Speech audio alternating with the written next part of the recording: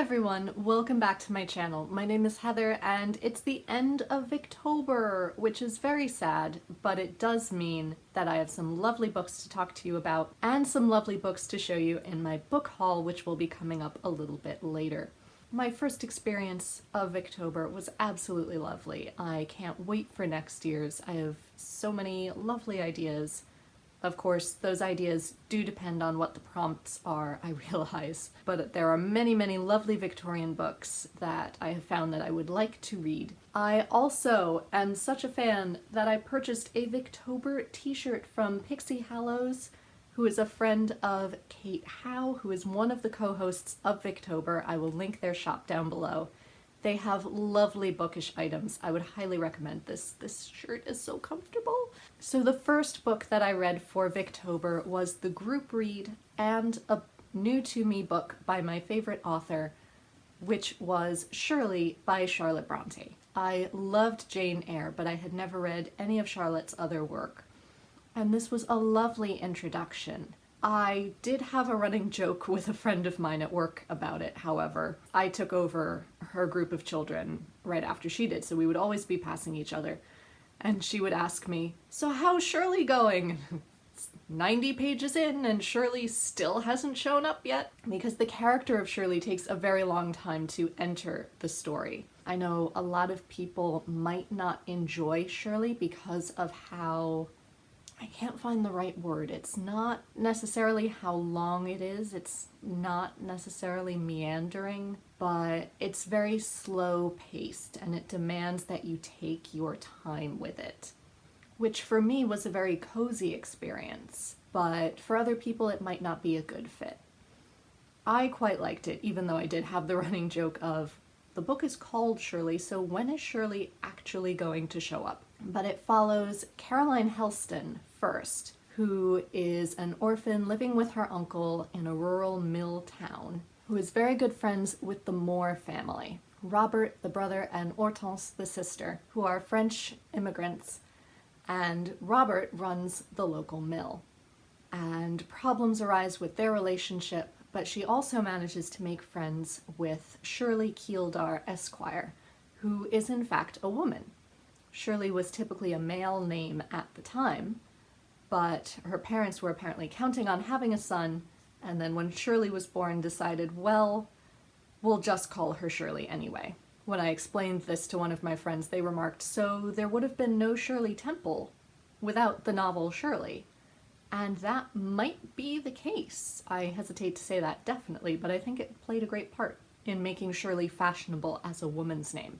And all of their friendships and struggles with gender roles and their roles in society are set against the backdrop of the Napoleonic Wars and Luddite revolutions, and yet you don't really notice any of that. It seems very contained to this one village, and yet it isn't.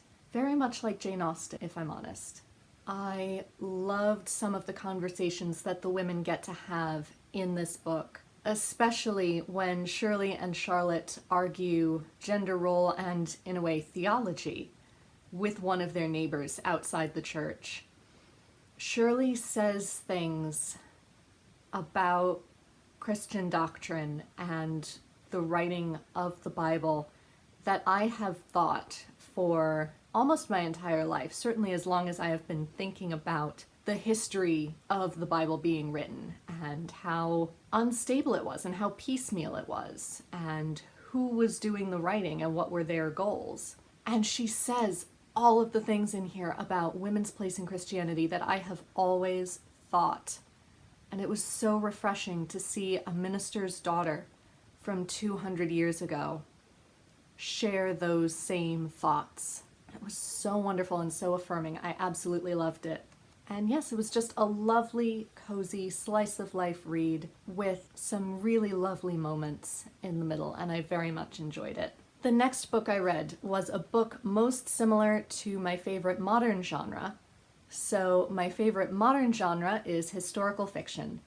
And so for this prompt, I picked up The Master of Ballentre by Robert Louis Stevenson, which is also historical fiction. It was written in 1889 but it takes place around 1745 and the few years after that. It is the story of two brothers, the Durstier brothers. The older brother, Jamie, is reckless and foolhardy, a womanizer, a gambler, slightly lovable, but still not embodying all of the qualities you would want to see in the heir of a large estate. Whereas his younger brother, Henry, is quite steady and quite practical. And these two brothers do not get along at all. They are constantly at loggerheads. They also happen to be in love with the same woman, Miss Allison, who is their father's ward and also living with them. In the middle of all of this, the Jacobite Revolution breaks out. Bonnie Prince Charlie comes out of exile in France, determined to reclaim the British throne for the Stuarts. And this splits the family. Jamie decides to fight for Bonnie Prince Charlie, and Henry decides to fight with the English against Bonnie Prince Charlie to safeguard their estate in case things go wrong. The story then goes on to include two near-death experiences, a pirate ship, adventures at the French court in the wilds of upstate New York, and I think through the Louisiana Purchase and everywhere in between.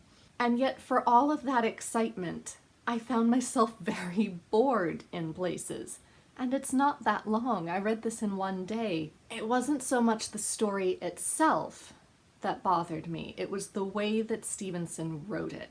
I found that in places, because he was writing it from someone else's perspective, you would have this long narrative of, and then this happened, and then we did this, and then he told us that this would happen, so we did that. But after 6 pages, I just sat there going, could you please put some dialogue in here to spice this up? So this was not a success. I have yet to watch the film starring Errol Flynn from 1954, and I'm hoping that will make the story slightly more exciting. The last novel that I have fully read, or at least I will have by the end of today when I'm filming, is The Woman in White by Wilkie Collins. This is a book that has been on my TBR for absolute ages, and I'm finally getting through it. It is the story of Walter Hartwright, a drawing master, and his encounter with a mysterious woman in white, who turns out to have connections to the family that he is tutoring in art.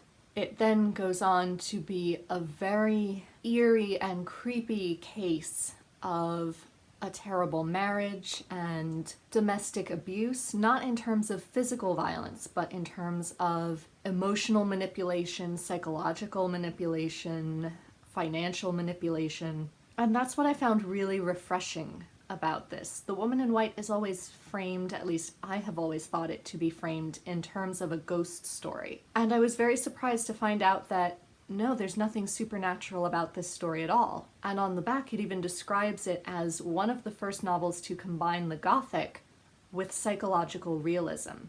You get the story from multiple different perspectives as Walter tries to put the case together, because he was not there for some of the events. So he calls in witnesses who were there, and you get to hear from their perspectives as well, which I found very, very cool. It's almost like modern thrillers or modern mysteries you get, where you're looking through case files and you're looking through interviews with a number of people. So I found that very, very refreshing, and I'm really enjoying it.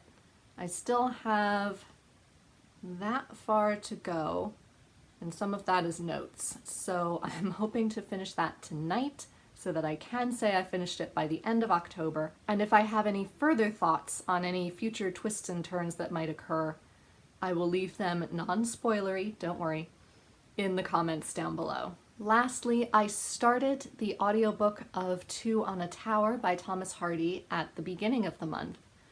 And it was a very enjoyable beginning. I really loved it. But then the month got incredibly busy and I just never came back to it. So I may do more with it in November, but I can't give you many thoughts because I only made it to about chapter 7 or so in the novel so far. Two on a Tower is about a young woman who owns an estate and notices this crumbling tower that she's never visited before. So she decides to visit it one day. and discovers that the grandson of one of the past stewards of the estate is now using it for astronomy.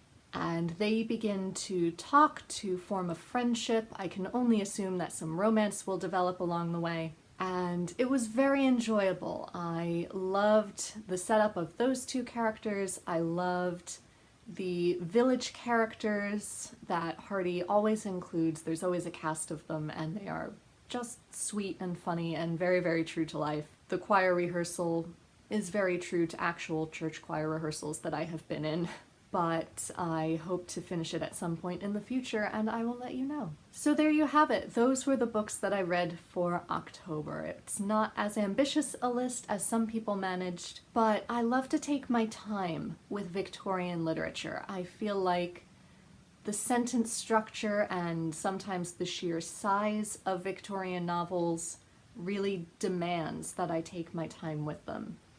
And I think that's much better than me just flying through them for the sake of reading a great deal. Because I did like, well, I liked 2 out of 3 of the ones that I read, and the part of one other that I started. What did you read for Victober? What are you hoping to read next Victober? Let me know in the comments down below, and until next time, be safe, be well, and happy reading. Bye everyone.